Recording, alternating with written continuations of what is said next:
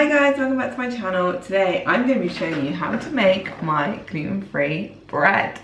This is a really easy recipe. You just need a few basic ingredients. As long as you've got yeast, you can make it.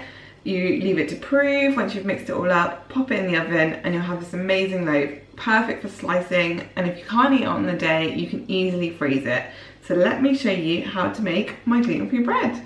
For this gluten-free bread, you'll need some gluten-free white bread flour, xanthan gum, yeast, sugar, apple cider vinegar, vegetable oil and 2 eggs. First you want to measure out some warm water, and the way to tell if it's the right temperature is that when you dip your finger in you can't really feel it or tell if it's hot or cold.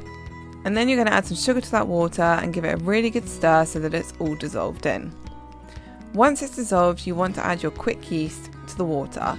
Once it's added, give it a really good stir, make sure it's mixed up well, and then leave that in a really warm spot, and you're going to find it goes nice and frothy. So while we're doing that, we can measure out our dry ingredients. You're going to need your white bread flour, your xanthan gum, and then some salt to really flavour the bread. You don't have to put this in, but I think it tastes better with it.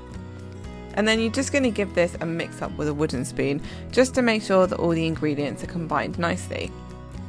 Once you've done that, we're going to mix up our wet ingredients. So you want to crack 2 eggs into a separate bowl, and then to that we're going to add our vegetable oil and also some apple cider vinegar. Once you've done this, whisk it up nicely. You don't want to create anything too frothy, you just want it to be combined together. And now you can see that our yeast has started to go nice and frothy, which means it's activated. We're going to pour that into the dry mix, and then we're also going to add in the eggs, oil and apple cider vinegar. And then it's time to really get some elbow grease in there, because you've got to mix this all up. And it may look good now, but it's going to get quite thick. So the more you mix it, you can see the thicker it's getting, and you're going to have to really work this dough because it's more of a batter. You can't knead it. So this is how we're going to get it to a nice mixed up consistency. And you can see that it's like a very, very thick cake batter almost. So once it's ready and it's all smooth, you don't have any lumps, you want to grease the baking tin really well with some oil, and then pour the mixture in. Make sure you get as much as possible, and then use your fingers, which you dampen down with some water, to flatten out the top.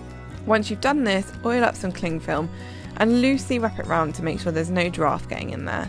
Leave it to prove and you'll see it rises right to the top of the tin. This is what we're going for. It looks lovely before it even goes in the oven. Pop it in the oven and it's going to take about an hour to bake, and you can see when it comes out, you want to give it a good tap. If it sounds hollow and solid, it's ready. And as you can see, we've got a lovely golden loaf here, and I'll show you the crumb when you cut into it. It's just amazing. It's like proper sandwich bread. I mean, look at that. No giant holes like you get in supermarket bread, crispy on the outside and lovely and soft and squishy on the inside. So that, my friends, is my gluten-free bread. So there you have it guys, that's how to make my gluten-free bread. I really hope you like this recipe. I will pop the full written recipe down below in the description. Make sure you check it out on the blog, and if you do make this, let me know in the comments below. I love hearing your feedback. Make sure you hit subscribe if you like this video, and I'll see you guys again very soon. Bye!